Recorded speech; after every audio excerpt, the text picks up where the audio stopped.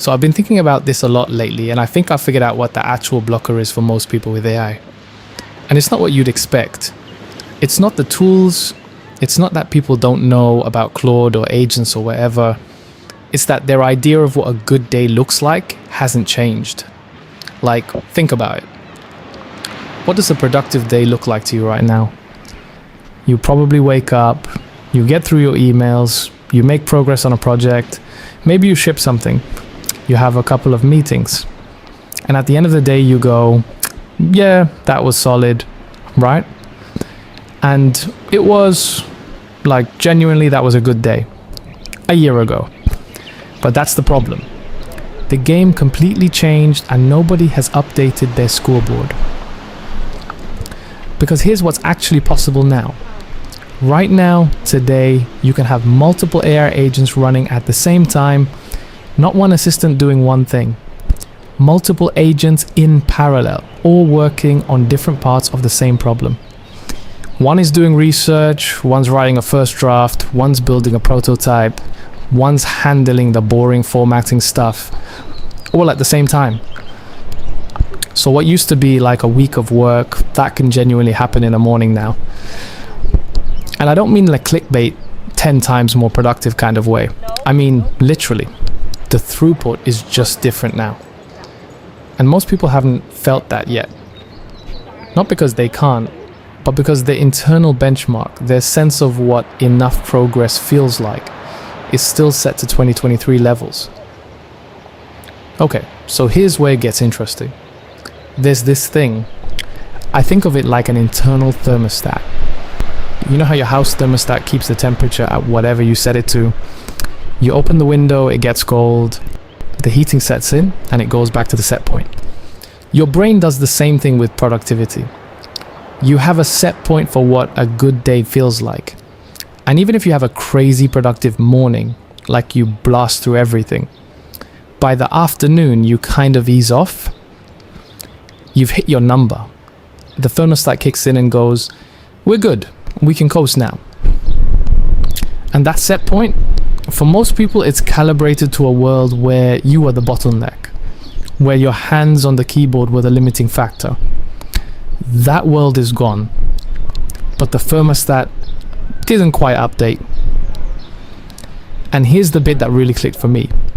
When your benchmark stays low, you never feel the need to learn the tools. Think about it.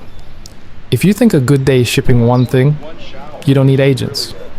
You don't need parallel workflows. You don't need any of that. You just need a to-do list and some coffee. Job done. But the second you raise that benchmark, the second you go, actually, what if a good day was shipping 5 things or 10 or building an entire prototype end-to-end before lunch? Your current way of working just breaks. It can't keep up.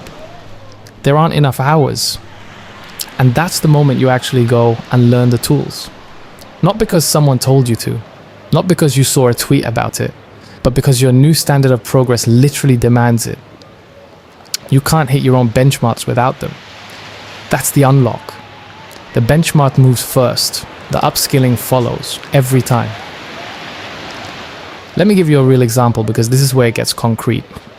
Say you're a consultant, old benchmark, research one client's industry, prep a deck, deliver it, follow up. That's your week. One client, 1 week, solid. New benchmark. What if in the same week you researched 3 industries, prepped 3 decks, built a working prototype for each recommendation, drafted all the follow-up proposals, and had meeting notes auto-summarized with action items pulled out? That sounds absolutely mental by the old rules. By the new rules, that's like a strong Tuesday. I'm not even exaggerating. But you'd never even attempt it if your benchmark was still 1 client, 1 week. You'd never build the agent set up to handle it.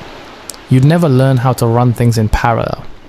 The benchmark has to move first or none of it happens. And there's this compounding thing that kicks in too.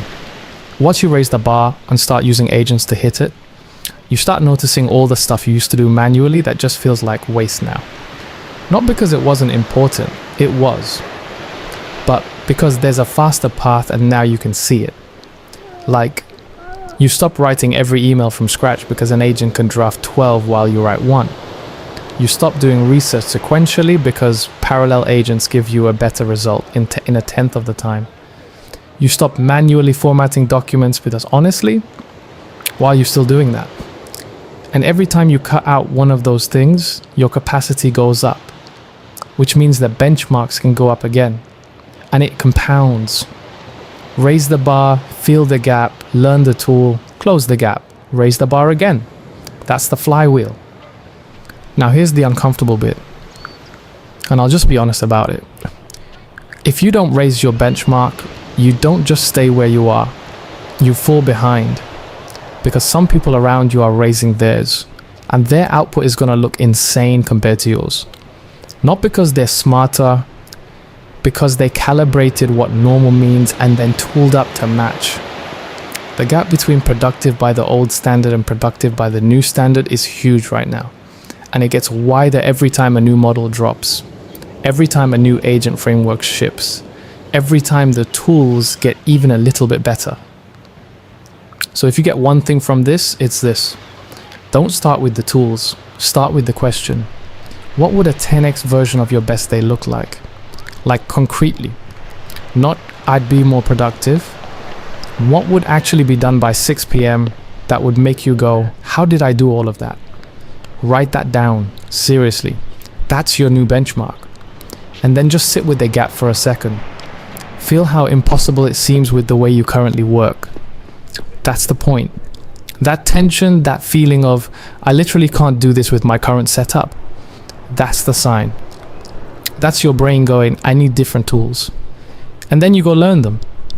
Not all of them, just the ones that close the gap between where you are and where your new benchmark says you should be. The perception shift comes first.